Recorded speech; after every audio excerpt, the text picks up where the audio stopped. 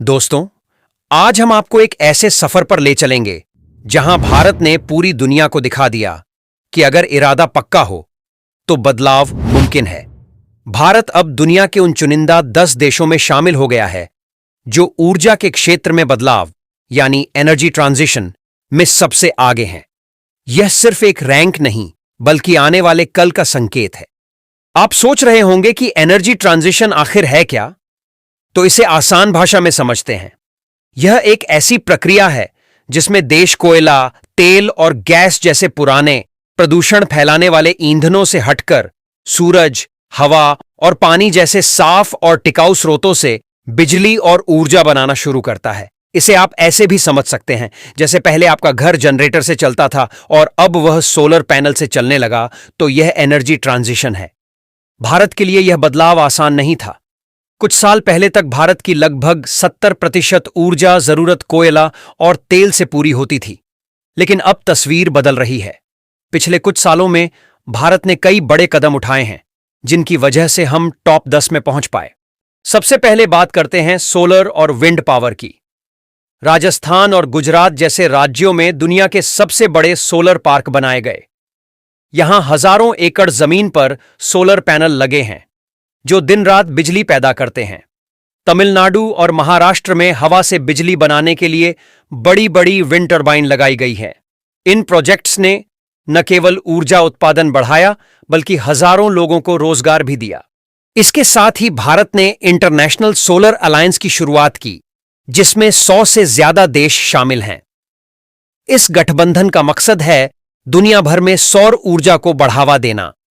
इसके जरिए भारत को तकनीकी मदद भी मिली और विदेशी निवेश भी। इलेक्ट्रिक वाहनों के क्षेत्र में भी भारत ने तेजी से कदम बढ़ाए हैं। सरकार ने ईवी खरीदने पर सब्सिडी दी, चार्जिंग स्टेशन बनाने के लिए योजनाएं चलाईं और कंपनियों को प्रोत्साहन दिया। आज के समय में आप दिल्ली, बेंगलुरु और मुंबई जैसी जगहों पर सड़कों पर हजारों ईवी चलते देख सकते हैं। कोयले पर निर्भरता कम करने के लिए पुराने कम कार्यक्षम पावर प्लांट बंद किए गए और उनकी जगह गैस और सोलर आधारित प्लांट लगाए गए। इससे न केवल प्रदूषण कम हुआ बल्कि बिजली उत्पादन भी सस्ता हुआ। ग्रीन हाइड्रोजन मिशन भी भारत के लिए एक बड़ा कदम है। इसका लक्ष्य है कि 2030 तक भारत दुनिया का सबसे बड़ा ग्रीन हाइड्रोजन उत्पादक बने। ग्रीन हाइड्रोजन एक ऐसा ईंधन है जो पूरी तरह साफ होता है और इससे कार्बन उत्सर्जन नहीं होता। इस बदलाव से आम लोगों को भी कई फायदे मिल रहे हैं। सोलर और विंड से बनने वाली बिजली सस्ती होती है क्योंकि इसमें ईंधन का खर्च नहीं लगता। प्रदूषण कम होने से हवा साफ होती है और स्वास्थ्य बेहतर होता है।